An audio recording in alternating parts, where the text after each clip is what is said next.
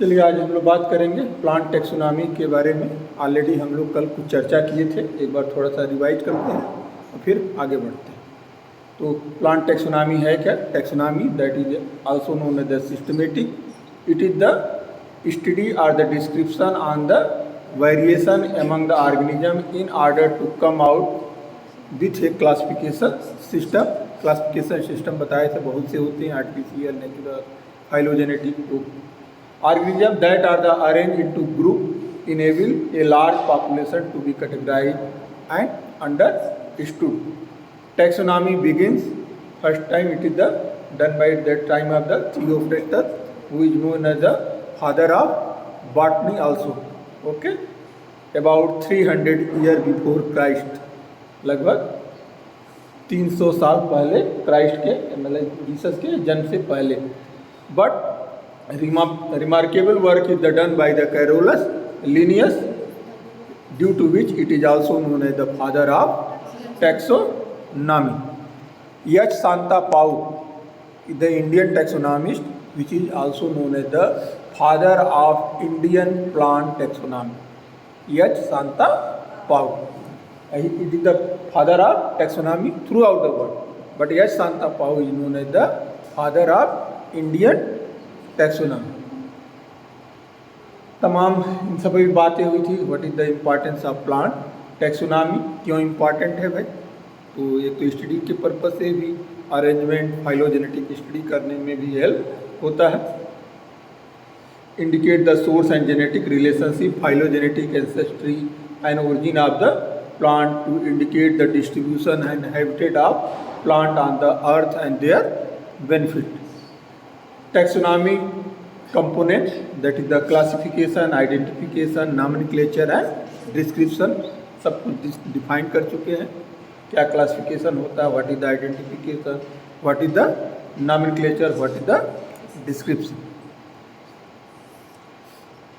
Animal और plant kingdom की बात करोगे तो it is divided in plant kingdom, rank is the division, class, order, family, genus and species. These are the 6 major taxon. ये क्या है? मेजर है। इनमें सब कैटेगरी भी ऑलरेडी हम चर्चा किए थे कल, चूँकि क्लियर कट आप लोग को दिख नहीं रहा था। तो दैट इज द किंगडम क्या होता है? It is the highest level of the classification, like that animal kingdom, plant kingdom, fungi, protista, Monera. ठीक है। What is the division? It is the number of group in this taxon is not fixed, it depend on the classification system. Class, it is also not fixed, depending on the classification of the system. Order, it is the most convincing genetic relationship. Order तक क्या है? पूरा एक fix हो गया कि it is the belonging to the same ancestor. कुछ ना कुछ इनमें क्या है? जेनेटिकल रिलेशनशिप है। ठीक है।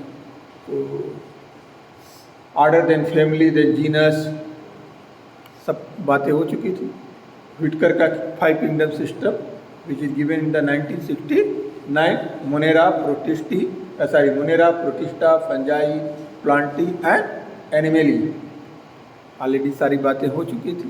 प्लांट किंगडम में division, that is the bryophyta, pteridophyta, pinophyta, ginkgophyta, cycadophyta, gnetophyta, that are the gnetum, cycadophyta, cycas, ginkgophyta, ginkgo, that is pinophyta, pinus, conifers. ठीक है। एंड मैग्नेलियोफाइटा, जहाँ पे क्या आते हैं? एंजियोस्पर्म के बारे में हम पढ़ते हैं। That are the flowering plant, that are the flowering. Bryophyta is the mosses, non vascular plant. Pteridophyta is the vascular, spore on the leaf, not in the flower. Okay. और ये सब क्या है? They are the flower. Flower कह सकते हो in the cone, in the, इनके कोन क्या, साइकस में क्या कहते थे हम? कोन शब्द यूज करते थे। तो magnoliophyta, that is the flowering plant. It divided into the 2 class, magnoliopsida and liliopsida. Magnoliopsida, that are the dicot, liliopsida, that is the monocot.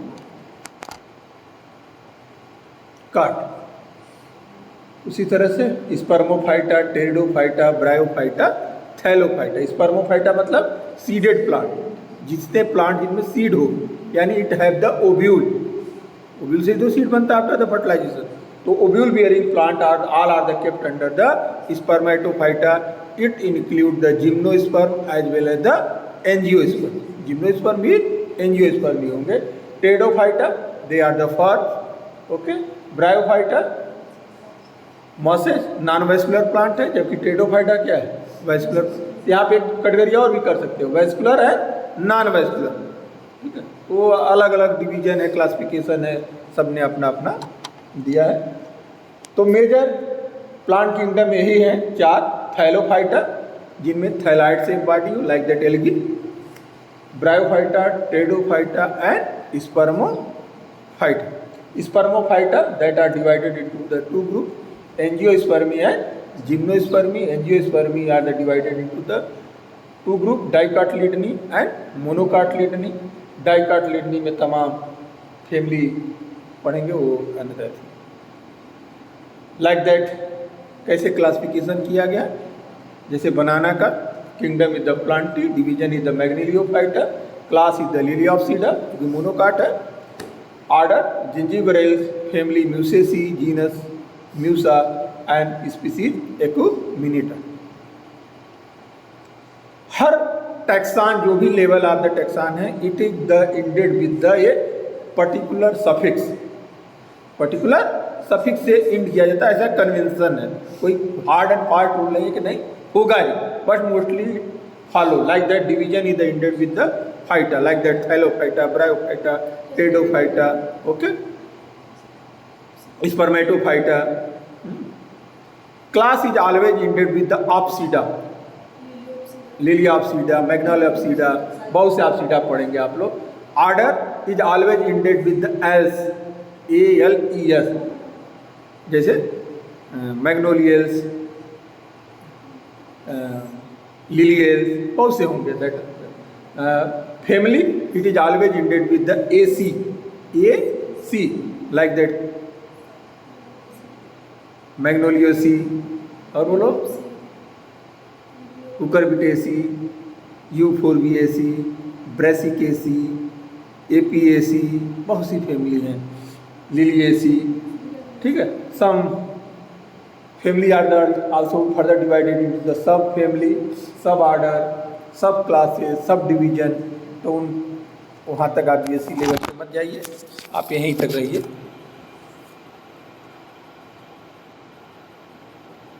Also the sub and super category होते हैं। Beside the same main category they are the infra taxon, ठीक, like that kingdom is again divided into the sub kingdom, division again divided into the sub division, classes, sub classes that is also known as the super order, order, sub order, family, sub family, tribe, sub tribe, genus, sub genus, section, sub section, series, sub series, species, सब species, variety, sub variety, form and sub form. These are the various example.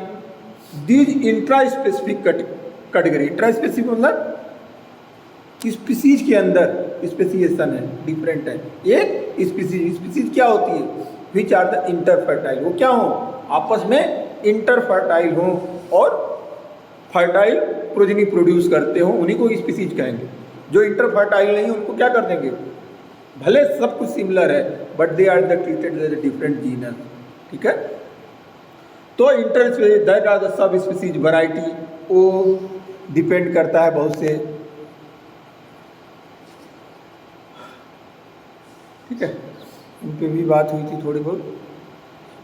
Concept of the species क्या है, species is a smallest group of organism which can be consistently differentiated using morphological character. The concept widely used among the taxonomists as the most practical. ये तो morphological concept है, but ये हर जगह true नहीं होता है। जो बायोलॉजिकल स्पीसीज की कॉन्सेप्ट है ये तो मार्फोलॉजिकल है कि एक पर्टिकुलर करेक्टर होना ही चाहिए, ठीक है, ये होना चाहिए तभी वो स्पीसीज के रूप में ट्रीट कर सकते हैं। लेकिन जो बायोलॉजिकल स्पीसीज का कॉन्सेप्ट है, population group which are able to breed but prevented to gene exchange with population of the other species, cannot use for the self-pollinated species or the asexually produced species which do not undergo the crossing. जिनमें system की बात करें, artificial system, mechanical system, natural system, phylogenetic system. Artificial based on the growth habitat and usages. ठीक है, medicinal plant है, non medicinal plant है, poisonous है, non poisonous है, फ्रूटेड है, नॉन फ्रूटेड है. ठीक है, तो छोटा मोटा ऐसे एक करेक्टर हमने लिया, like that tree, herb, shrub. बड़ा प्लांट, छोटा प्लांट, फल देने वाला, फलधारी नहीं कहते हैं हम लोग. तो ये इस तरह से based on like that habitat, aquatic, terrestrial. तो इन कुछ सम करेक्टर्स के आधार पे it is the primitive system of the classification. बहुत शुरू में होता था ऐसा, पहले at the time of the Theophrastus. Mechanical system, it is based on the one और फ्यू चूजन करेक्टरिस्टिक. ये बहुत कॉमन नहीं है. नेक्स्ट जो आज की डेट में सबसे कॉमन है, natural system of classification, that is the based on the many character. एक ग्रुप ऑफ करेक्टर्स लेते हैं, ये नहीं कि सारे करेक्टर ले लें, कुछ कई करेक्टर, एक इक्का दुक्का नहीं लेंगे, 10-20 करेक्टर के साथ हम लेके चलते हैं कि ये होगा तो ये ग्रुप में होगा. समझे? जैसे हमने ले लिया पेटल्स फ्यूज है, नहीं है. रेटिकुलेट है, नहीं है. टैप रूट है, नहीं है. तो बहुत से करेक्टर लेके इन्फीरियर ओवरी है, सुपीरियर ओवरी है, तो कई सारे करेक्टर लेके जब हम क्लासिफिकेशन चलते हैं, that are known as the natural system of the classification.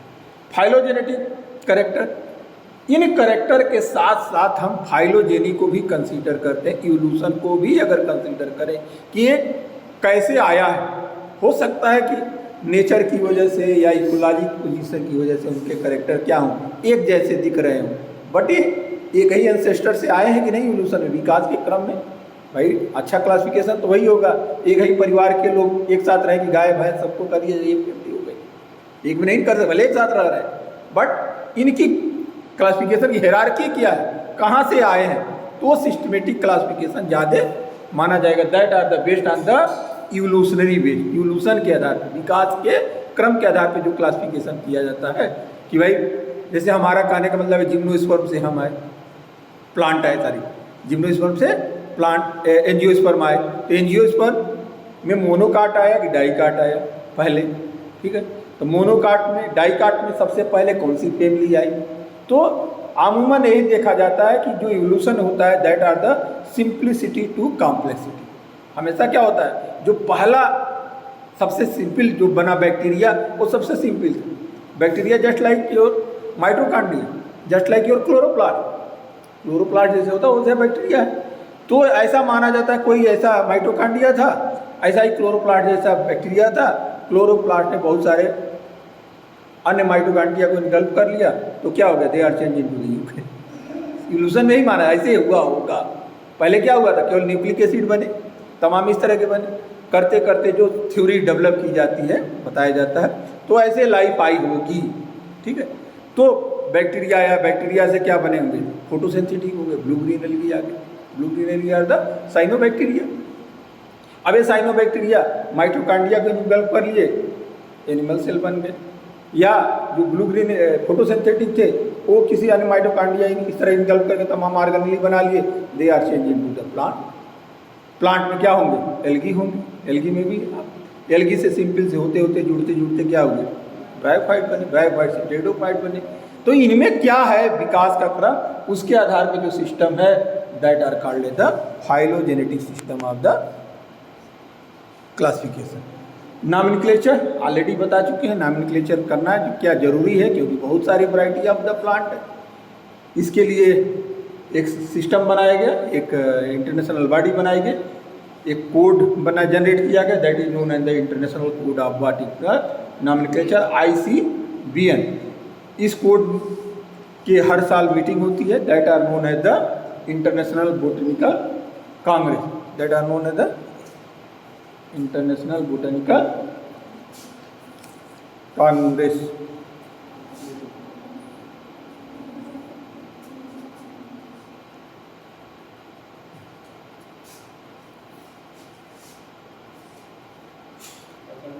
Scientific name is the based on the binomial system which is given by the Carolus Linnaeus in 1753। उन्होंने कहा कि दो नेम होंगे, एक जीनस होगा, एक स्पीसीज होगा।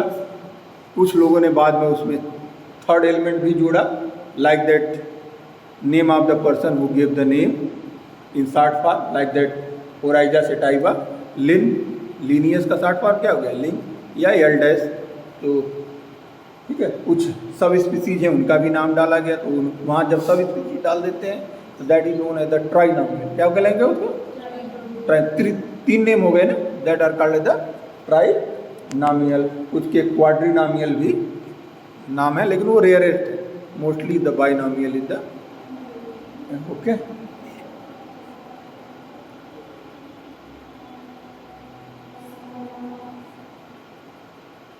बहुत से नामों के हाइब्रिड नेम्स भी रखे गए हैं। हाइब्रिड क्या है? कभी कभी दो डिफरेंट नॉन इंटरजेनिक को क्रॉस करा करके एक नई वैरायटी बना दी गई, लाइक दैट एग्रोस्टेसिस एंड पॉलीगोना। इनको क्या कर दिया गया, आपस में क्रॉस करा के एक नई वैरायटी डेवलप कर गई। तो नेचुरली तो थे नहीं, हाइब्रिड बनाया हम लोगों ने। तो उनके भी नाम कैसे कर दिया जाता है? Interspecific, intergeneric. Interspecific मतलब दो स्पीसीज आपस में, एक ही स्पीसीज की दो डिफरेंट स्पीसीज को कर लिए जीनस के, एक ही जीनस के दो different species, that are the inter specific. एक है इंटरजेनरिक, दो डिफरेंट जीनस को ही इंटर क्रॉस कराए आर्टिफिशियली।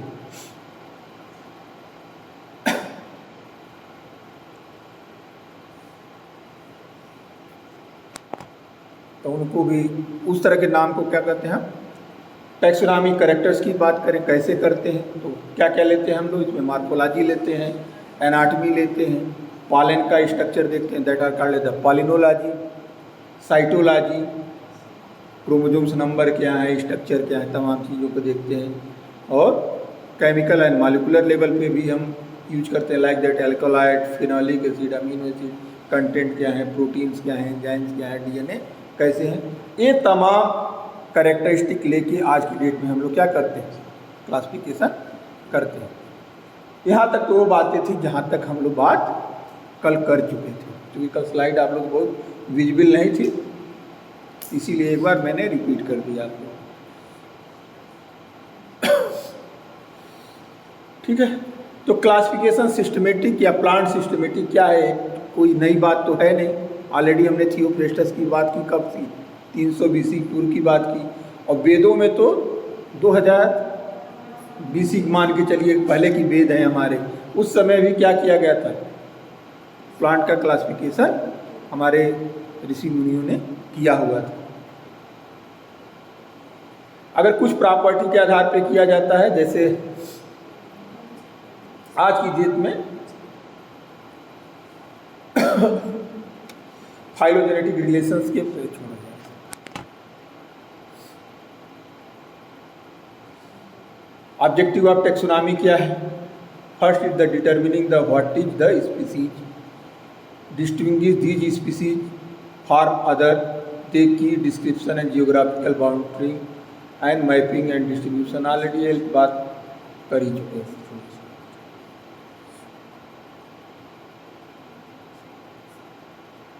क्यों क्लासिफिकेशन जरूरी है? बिकॉज स्टेम के अनुसार क्या है, लगभग 4 lakh species, plant species report है आज की डेट में। अगर ये क्लासिफिकेशन ना करें तो 4 लाख को नाम रखने के लिए कहें कि वो करेक्टर, हर प्लांट का अगर करेक्टर रख दें, कहें अच्छा बताओ ये कौन सा प्लांट है, तो 4 लाख का लिस्ट किसी को याद होगा क्या? 4 लाख प्लांट को अलग अलग पन्ने पर लिख दें और एक प्लांट दे दे, कहें पहचान, आपको 4 लाख पन्नों के करेक्टर याद करने पड़ेंगे। तो ये क्यों जरूरी है?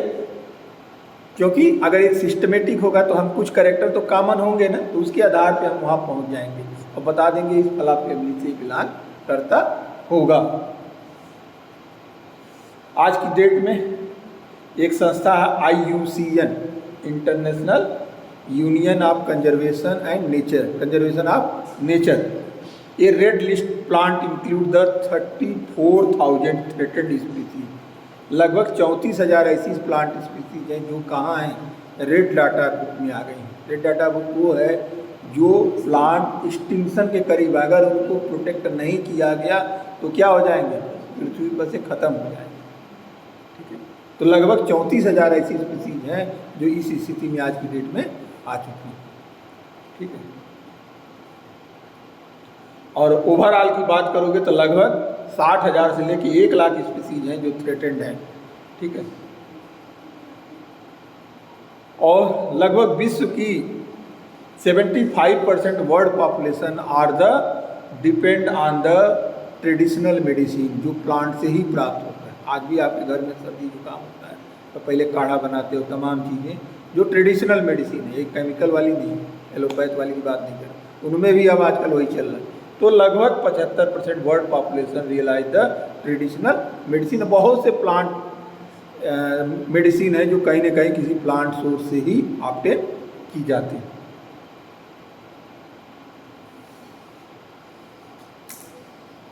ये भी देखो एक बहुत अच्छा data, 80% of our plant based calorie intake come from the 12 domesticated plant species. जो हम लोग भोजन लेते हैं, जो हम ह्यूमन बीइंग को जो एनर्जी चाहिए, पूरे प्लांट जो भी हम लोग हैं उनको जो है कहाँ से मिलता है, वी आर द कंज्यूमर। हम भोजन नहीं बना सकते, भोजन बनाने का काम किसका है, केवल प्लांट का है। जो प्लांट से भोजन हम लेते हैं लगभग केवल कौन है, 12 स्पीसीज डोमेस्टिकेटेड स्पीसीज है जिनसे हमारा 80% काम पूरा हो जाता है। केवल 20% अदर प्लांट पे depended, that are the 8 cereals and 4 tubers. क्या खाते हो, धान, चावल, दाल, यही सब लोग। तो कुल मिला के 12 ही स्पीसीज हैं जिनसे हमारा 80% न्यूट्रिशन क्या होता है, ऑब्टेन होता है। बाकी 20% के लिए खाने वाले तो कुछ भी खा सकते हैं, हाई लेवल के मशरूम खाएंगे, कीवी खाएंगे, लेकिन जो मेजॉरिटी आप हमारा जो कैलोरी इंटेक आता है that come from the 80%, that come from the only 12 domesticated plant. Domesticated मतलब जो हम लोग उगाते हैं, ठीक है, that have the 8 cereals and 4 tubers, but 30,000 species are the edible. कितनी प्लांट की स्पीसीज हैं, 30,000 स्पीसीज हैं जो हम किसी न किसी रूप में भोजन के रूप में यूज करते हैं।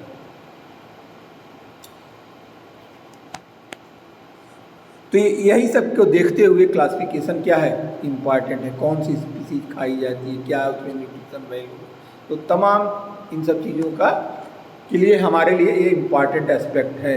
Because ultimate source of energy is the sun on the earth और only plant have able to capture the sun energy. सच पूछो तो क्या है, सारी ऊर्जा का स्रोत कहाँ है, सूर्य से, और सूर्य की ऊर्जा को ट्रैप करने की क्षमता किसके पास है, ओनली प्लांट के पास है। चाहे वो कोयला यूज कर रहे हो, पेट्रोलियम यूज कर रहे हो, इलेक्ट्रिक, सब कुछ कहीं ना कहीं किसी न किसी प्लांट के ही द्वारा आपको आते हैं या एनिमल, मतलब कोई भी चीज़ें जो बायोमास बन रहा है only come from the plant. तो टैक्सोनॉमिक सिस्टम ऑलरेडी हम लोग चर्चा कर चुके हैं, artificial, natural and phylogenetic. Artificial system बहुत पुराना सिस्टम है और 1735 से पहले, लिनियस की पहले यही सब बातें होती थी। छोटे लेवल पे हम लोग क्लासिफिकेशन प्लांट का ज़रूरत के हिसाब से करते थे, ठीक है। लेकिन लिनियस के बाद क्या हुआ, बड़ा चेंजेज आया और नेचुरल सिस्टम ऑफ क्लासिफिकेशन है, ढेर सारे करेक्टर लेके हम बहुत सारे प्लांट का क्लासिफिकेशन किए। और आज की डेट में after the 1883 phylogenetic system of the classification ज़्यादा मान्य है, बट टिल डेट हम आज भी जो पढ़ते हैं वो natural system of classification which is given by the Bentham and Hooker, वही हम, क्योंकि इजी, वो क्या है, इजी भी है और पढ़ने और प्रैक्टिकल के लिए भी क्या है, थोड़ा सा क्यों है, आगे हम बताएंगे आपको। कुछ जगह जो मैकेनिकल क्लासिफिकेशन की भी बात हुई है, लेकिन मेजर है artificial, natural and phylogenetic system. Artificial classification, it is the oldest system of the classification. It can not describe the all plant, सारे प्लांट की बात नहीं करता, कुछ स्पेशल प्लांट की, tree, herb, shrub, medicinal, non medicinal, useful, non useful, ऐसे करके, ठीक है। तो on the basis of the reproductive behaviour, physical appearance, habitat, phenology and cotyledon, बीज वाले हैं, नॉन बीज वाले हैं, ठीक है। तो कुछ एक पर्टिकुलर कैरेक्टर लेके ही बात करते हैं।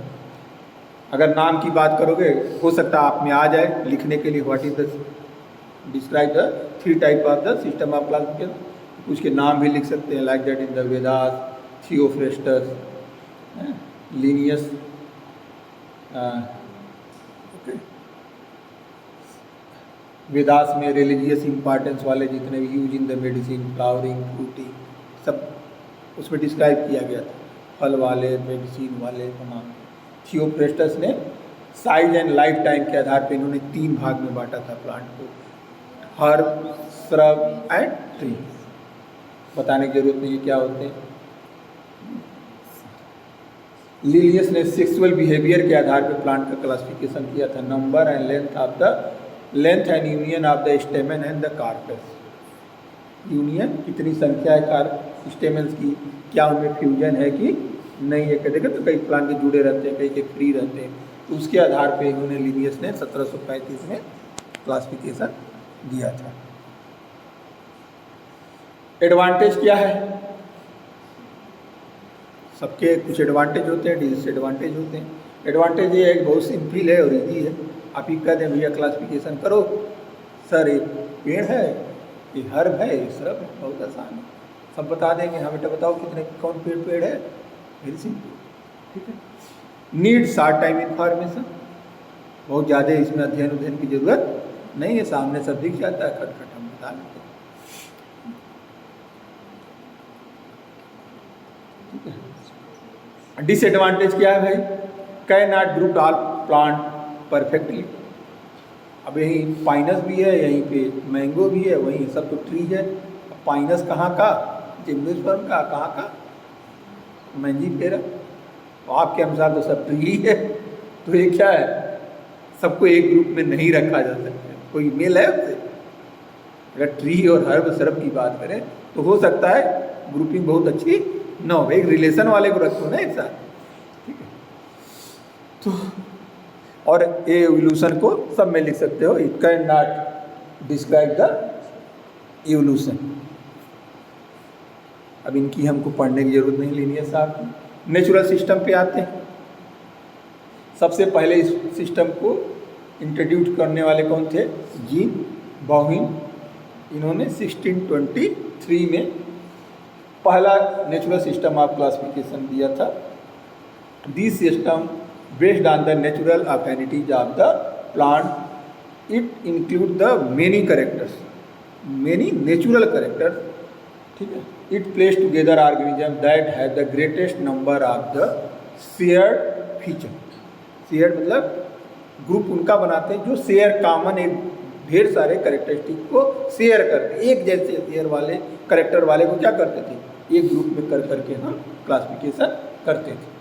No single feature is not important but total feature are the tools of the classification, यानी group of characteristic, group of the feature. एक फीचर को लेकर नहीं चलेंगे, बस सर एक ट्री है तो सब ट्री को ले आओ एक साथ करो। एक हम ग्रुप की बात करते हैं कि ट्री भी हो, फ्रूट भी हो, ओव्यूल है, फ्रूट भी डेवलप कर रहा है कि नहीं कर रहा है, तमाम फ्लावर कैसा है, तो कई करेक्टर है।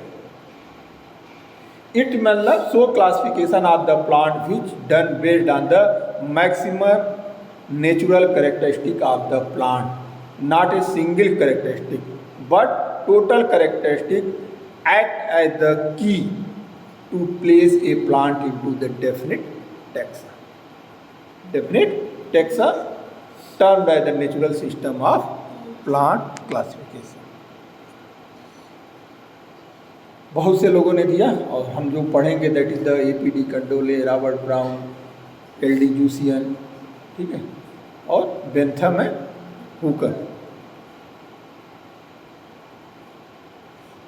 इन्होंने क्लासिफिकेशन के लिए नंबर ऑफ कार्टिलिडन्स कंसीडर किया था। LD जूसियन ने presence and absence of the petals, position of the petals and stem, ठीक है। रॉबर्ट ब्राउन ने टिश्यू स्ट्रक्चर के आधार पे दिया था। एपीडी खंडोले ने characteristic of the vascular tissue, vascular, non vascular, xylem, phloem के आधार पर उन्होंने देखा कि किसी में है कि नहीं है। ठीक है। बेंथम ने seed characteristic, monocot, dicot, dicot मतलब दो बीज पत्री, सीड में क्या होता है, दो बीज होते हैं, और मोनोकाट में एक बीज।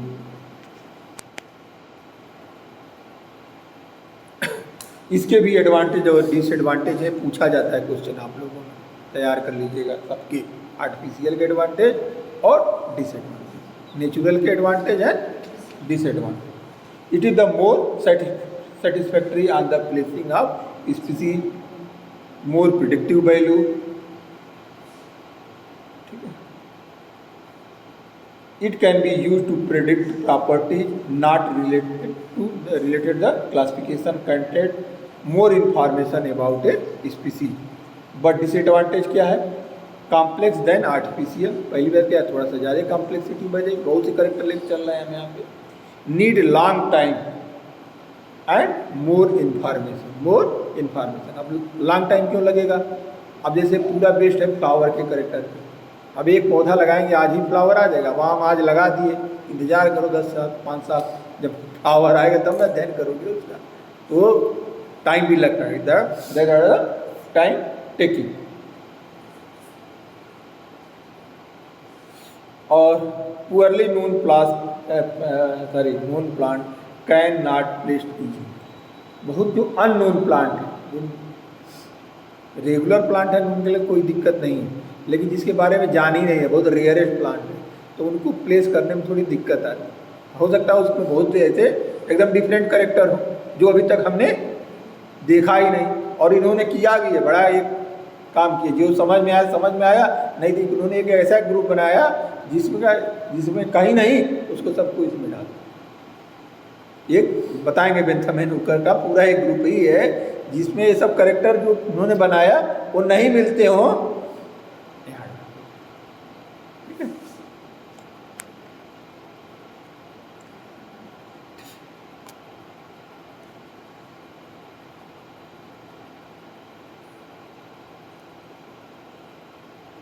दिख रहा है भाई, चलिए हम बेंथम एंड हुकर सिस्टम पे पढ़ेंगे, और ये बड़ा इंपॉर्टेंट है, आपने आएगा ही आएगा एग्जाम में। ठीक है, लॉन्ग क्वेश्चन में आ भी सकता है, नहीं भी आ सकता, लेकिन आ सकता है। ठीक है। तो इन्होंने पूरे प्लांट किंगडम को डिवाइड किया दो ग्रुप में, that are the cryptogamae and phanerogamae. Cryptogamae मतलब जिसमें फ्लावर नहीं होते, flowerless plant are called as cryptogams. इसमें अब पढ़ेंगे हम लोग एल्गी, ब्रायोटेडो, वहाँ पढ़े खत्म बात। हम इनको पढ़ रहे हैं किसके लिए, एंजियोस्पर्म। तो इन्होंने सारे फ्लावरिंग प्लांट को kept under the phanerogams. All flowering plant are the kept under the phanerogam. It include the 3 classes, dicotyledonae, gymnosperm and मोनोकोटिलीडनी।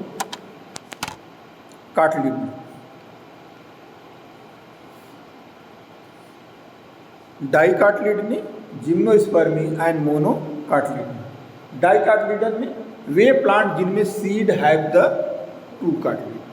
Very simple, seed देखेंगे, अगर 2 दाले हैं तो उनको कहाँ रख दें, डाइकोटिलीडन। मोनोकाट में अगर एक ही कार्टिलेडन्स है।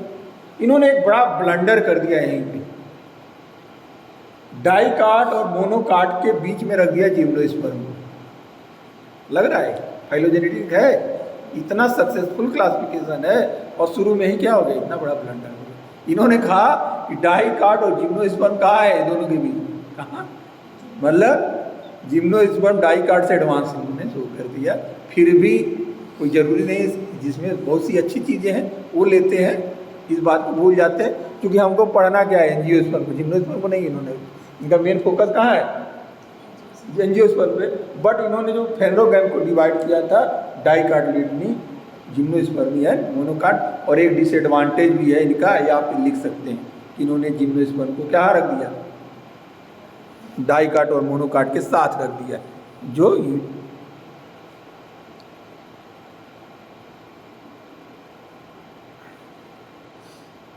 चलिए अब डाइकाट डाइकार्टिलिडन क्लियर हो गया। डाइकाट मोनोकाट को पहचानने के लिए कार्टिलिडन, और आपको सबसे सिंपल तरीका बताते हैं डाइकाट और मोनोकाट पहचानने के लिए। लीफ जाइए, अगर रेटिकुलेट वनेशन है, जालीदार है, that are the dicot.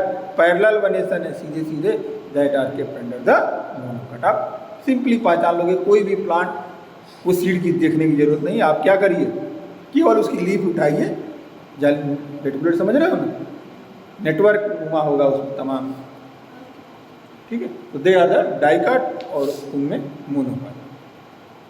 डाइकाटिलिडनी are the divided into the two sub classes, that is the polypetalae, gamopetalae and monochlamydeae. Polypetalae, gamopetalae and monochlamydeae. अब इन्होंने यहाँ पे अगर डाइकाट है तो उसमें पेटल है कि नहीं है? पेटल है तो पॉलीगैमो में होंगे, नहीं है monochlamydeae. That are the petals are the absent. Sepal petal समझ रहे हो ना, क्या होते हैं? 4 मेन पार्ट होते हैं, sepal, petal, androecium and gynoecium, flower के। तो सेपल और पेटल क्या है? They are the accessory part. और ठीक है, तो अगर पेटल्स है तो they are the kept under the polypetalae and gamopetalae. अगर नहीं है, मोनोक्लेमाइडी में उन्होंने। ओके, अब polypetalae, petals are the free. अगर पेटल क्या है? फ्री है, मतलब जुड़े नहीं है आपस में। निकालते हो ना सरसों का पेटल निकालते हो, एकदम सेपरेट निकल जाता है। अब कुछ के देखोगे एकदम जुड़े रहते हैं नीचे।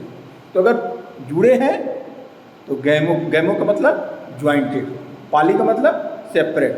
तो petals are the free, then they are the kept under the polypetalae, joint, then they are the kept under the gamopetalae. अगर नहीं है तो they are the kept under the monochlamydeae. अब चलिए पॉलीपेटली की बात करें। Polypetalae are divided into the 3 series. कितने डिवाइड किया है? 3 सीरीज में, thalamiflorae, disciflorae and calyciflorae. क्या कहा? Thalamiflorae, disciflorae and calyciflorae. Thalamiflorae का मतलब petals and stamens are the hypogynous. Hypogynous, hypo का मतलब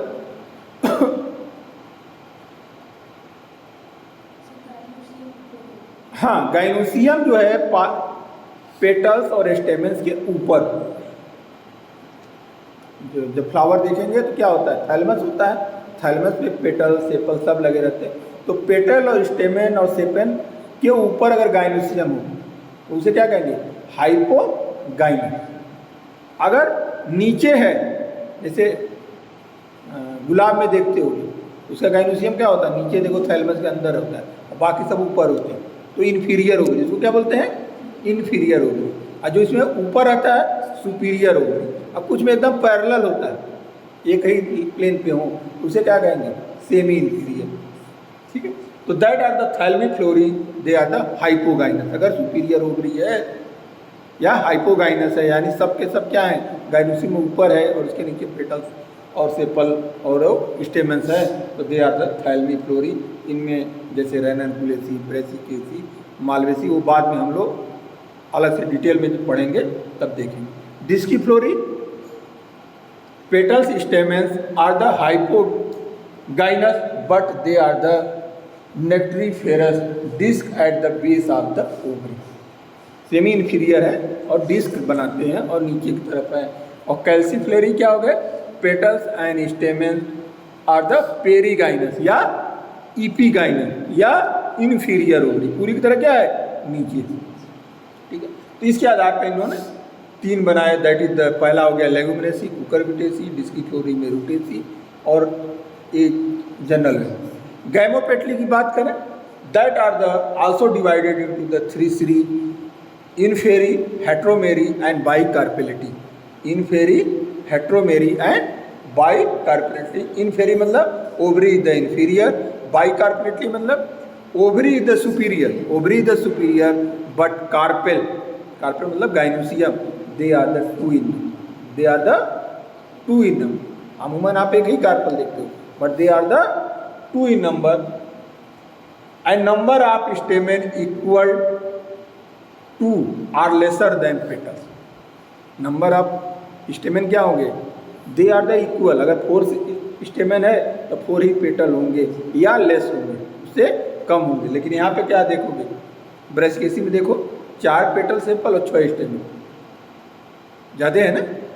but here is the number of the stamen equal to और lesser than petals, like that solanaceae and labiatae. Inferior ovary का सबसे बढ़िया inferior का example है एस्ट्रेसी। हेट्रोमेरी आपके है नहीं, कोई पढ़ना भी नहीं हम लोग को। और monochlamydeae seed with the 1 cotyledon, seed with the 1 cotyledon that are also divided into the various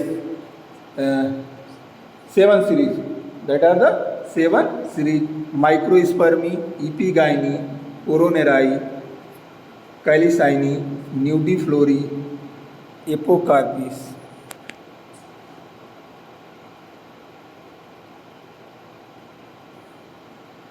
एपोकार्पी and ग्लूमेसी। तो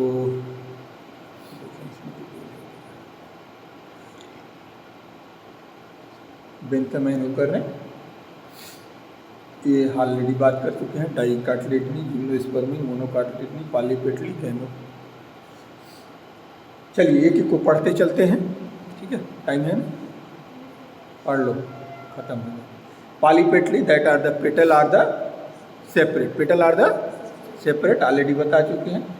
सीरीज थैल्मीफ्लोरी, हाइपोगाइनस, क्लियर है, बता ही दिए थे आपको। Stamens, pistil, many, indefinite, mostly they are the free. Stamen क्या होते हैं, बहुत ढेर सारे भी हो सकते हैं थैल्मीफ्लोरी में, या डेफिनिट नंबर के वाले भी हो सकते हैं, but always it is the free. Polypetalae है ना, स्टेमेन भी क्या है, फ्री, कभी जुड़े नहीं होते।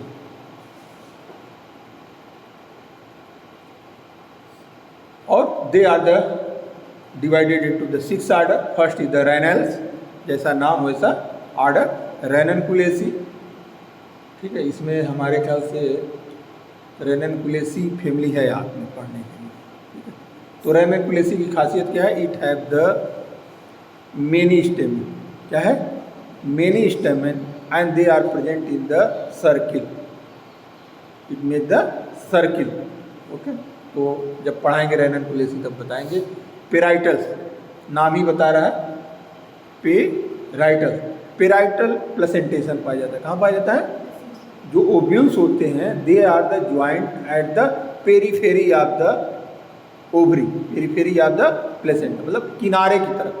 पेराइटल जैसे पढ़ते हो ना, बीच में पाए जाएंगे एक्जाइज, हाँ, मतलब ऊपर, मतलब पेरीफेरी, किनारे, बाउंड्री में पाए जाएंगे, that are the parietal placentation. Like that papaveraceae, cruciferae, दोनों पढ़ना है आपको, पापावर, सोमनीफेरम, ठीक है, आपी फैमिली, और एक क्रूसीफेरी, सरसों वाली, यहाँ 2 हम लोग पढ़ना है। अब इनके देखो, अगर कोई पूछेगा क्लासिफिकेशन आप खर्च ना बना लेना, कहाँ से, पॉलीपेटली, सीरीज थैल्मीफ्लोरी, ऑर्डर पेराइटल्स, फैमिली क्रूसीफेरी, पापावरेसी, जो भी होगा वो इसी तरह से कैप्ट करके आप पढ़ाएंगे। पॉलीगैलेनी आप में कोई पढ़ना नहीं है, इसको हम ऐसे छोड़ देते हैं। कैरियोफिलेनी, यहाँ पे एक इम्पॉर्टेंट है, दैट इज द कैरियोफिलेसी। क्या है, कैरियोफिलेसी, पता नहीं है कि नहीं आप लोगों में, वो नहीं भी होगा ये। गट्टीफेरल्स, इसमें भी कोई फैमिली आपको नहीं पढ़नी है। Malvales, that is the important, it is the malvaceae family. क्या है, malvaceae family, and it have the monoadelphous condition. क्या करेक्टरिस्टिक फीचर है, इट हैव द मोनो, सारे स्टेमेन फ्यूज करके एक ट्यूब लाइक स्ट्रक्चर बनाते हैं, that are called the monoadelphous condition, and many stamen, ढेर सारे स्टेमेन, ढेर सारे स्टेमेन तो रेननकुलेसी में भी हैं, but they are the free. But यहाँ पे क्या है, सबके सब फ्यूज करके एक ट्यूब लाइक स्ट्रक्चर बनाते हैं, एक ग्रुप में है, that are the monadelphous condition. यहाँ पे हम लोग को क्या पढ़ना है भाई, मालवेसी। तो यहाँ मालवेस तक देख लीजिए। Disciflorae, hypogynous calyx consist of free and united sepals with free from the ovary prominent lobe. खैर तो